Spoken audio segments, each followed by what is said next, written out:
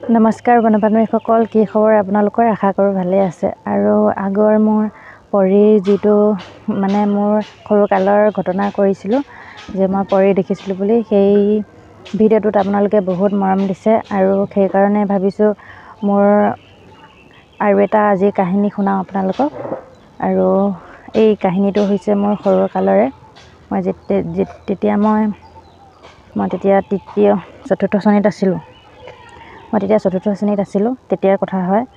মোৰ আগতে বহুত বেমাৰ হৈ থাকে, বেমাৰ এনেকুৱা জ্বৰ, কাহ, চৰ্দি এইবিলাক বেমাৰ নহয়, অলপ ডাঙৰ ডাঙৰ বেমাৰেই হয়। জণ্ডিছ হয়, অলপ কিবা লিভাৰৰ প্ৰব্লেম বুলি কয় সৰুতে, তেনেকুৱা বেমাৰ হয়। আৰু মোৰ বাহিৰাৰ চাদটো বেছিকৈ পৰে সৰুতে। মোৰ বহুত বেমাৰ হৈ থাকে, কিন্তু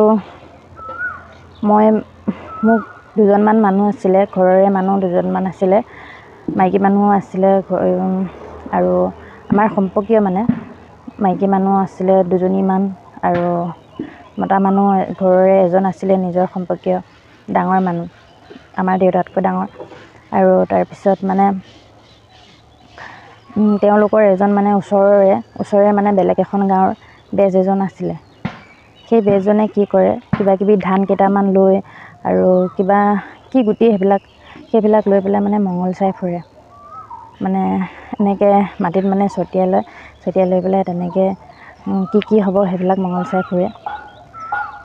মোৰ বহুত বেমাৰ হৈ থাকে, আৰু বেমাৰ হৈ থাকে কাৰণে মোৰ বিষয়ে সিহঁতে মঙল চাইছিলে। গোটেইকেইজনে বহি আছে, ময়ো আছোঁ। মোৰ তেতিয়া দেউতা কামৰ ক্ষেত্ৰত বেলেগত আছিলেগৈ, মা ঘৰতে থাকে, মই তেওঁলোকৰ ঘৰত আছিলোঁ, সম্পৰ্কীয় মানুহৰ ঘৰত। নিজৰ নিচিনাকৈ থাকোঁ, মা দেউতাহঁতেও তেনেকৈ নিজৰ নিচিনাকৈ ৰখাই থৈ দিয়ে, আৰু তেনেকৈ আছিলোঁ মই। তাৰপিছত মই ওচৰতে আছোঁ বহি, তেতিয়া মঙল চাই আছে। ইজনে সিজনে কৈছে, চাচোন ইমান বেমাৰ হৈ থাকে, এইজনীয়ে কি হ'ব, এন হ'ব। তেওঁলোকে তেতিয়া ভাবোঁ মই মৰম চেনেহ তেওঁলোকে মোক কৰে বুলি, কিন্তু নকৰে। মোৰ প্ৰতি বহুত চাগে বেয়া ভাৱ আছে, সেইকাৰণে বহুত মোক কিবা কিবি কৈ থাকে। তই মৰিবি, তই এনহে তেনেহে, এনেকুৱা কিছুমান কথা কৈ থাকে। আৰু ঔষধবিলাকো এনেকুৱা ঔষধ খাবলৈ দিয়ে, তাতে সিহঁতে চিকিৎসা কৰিম বুলি আমাৰ ঘৰতে থাকিব দিয়ে। মই ঘৰত থাকিবলৈ নোৱাৰোঁ, তেতিয়া মোৰ বাহিৰা মানুহে জপাই দিছিলে, ঘৰত থাকিব নোৱাৰোঁ। মোৰ বহুত হেৰি হয়, আমাৰ ঘৰত সোমালে মোৰ বহুত ভয় লাগে, সেইকাৰণে ঘৰত সোমাব নোৱাৰোঁ। যেতিয়ালৈকে দেউতা নাহে, গুৱাহাটীত আছিলে, যেতিয়ালৈকে দেউতা নাহে মই তাতে থাকোঁ। তাৰপিছত কৈছে তেওঁলোকে, তাৰপিছত সেই বেলেগ গাঁৱৰ মানুহজনে অলপ বেজ বেজালি জানে, সি আহি পেলাই মঙল চাইছে, ধান কেইটামান লৈ পেলাই কৈছে, এই বহুত বেয়া হৈছে, আমুকটো তমুকটো কৰি পেলাই কৈছে। ছোৱালীজনী বেছি দিন নাযায়, মৰিব, আৰু 20 দিনমানহে জীয়াই থাকিব। মোক কৈছে, মই বোলে হেনো আৰু 20 দিনমানহে জীয়াই থাকিম। তাৰপিছত মই সৰু আছিলোঁ, তেতিয়া মোক কিমান ভয় লাগিব। এনেকৈ মানুহক ভয় খুৱাব লাগেনে বাৰু, এজনী সৰু ছোৱালীক, 7-8 বছৰীয়া ছোৱালীজনীক, ইমান ডাঙৰ ডাঙৰ বুঢ়া মানুহ, ডাঙৰ মানুহ, আৰু ইমান ডাঙৰ ডাঙৰ মাইকী মানুহকেইজনীয়ে এজনী সৰু ছোৱালী ইমান ভয় খুৱাবলৈ লাগেনে বাৰু। তেওঁলোকে গোটেই সকলোৱে এটাই কথাকে কৈ থাকে, তই আৰু 20 দিনমানহে যাবি। এইখিনি কথা কিন্তু মা দেউতাৰ আগত নকয়, মায়ে আগত নকয়, দেউতা আহিলে দেউতাৰ আগতো নকয়, মায়েকো নকয়।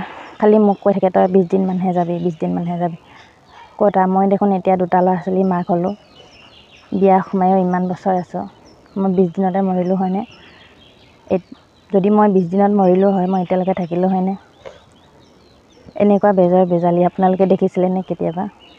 এইটো মোৰ লগত হোৱা ঘটনা। এনেদৰে মঙল চাই ক'বলৈ পৰা হয় যে তই অমুক দিনত মৰিবি, তই অমুক দিনত মৰিবি, কথাই নাছিলে। তেওঁলোকে যদি ভিডিঅ'টো চাই দেখিব, চাওক, মোক কৈ থাকে তই মৰিবি বুলি।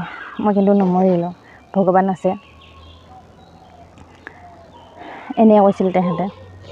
ইয়াৰতো বহুত কথা লুকাই আছে, কিয় কৈছিলে তেনেকৈ ক'ম আপোনালোকক, সময় আহক। আৰু আজিৰ ভিডিঅ'টো ইমানে আছিলে। যদি চাই ভাল পাইছে, লাইক এটা কৰি দিব, আৰু মোৰ চেনেলটো ছাবস্ক্ৰাইব কৰি দিব। ইউটিউবত ছাবস্ক্ৰাইব কৰিব, আৰু ফেচবুকত ফ'ল' কৰি দিব।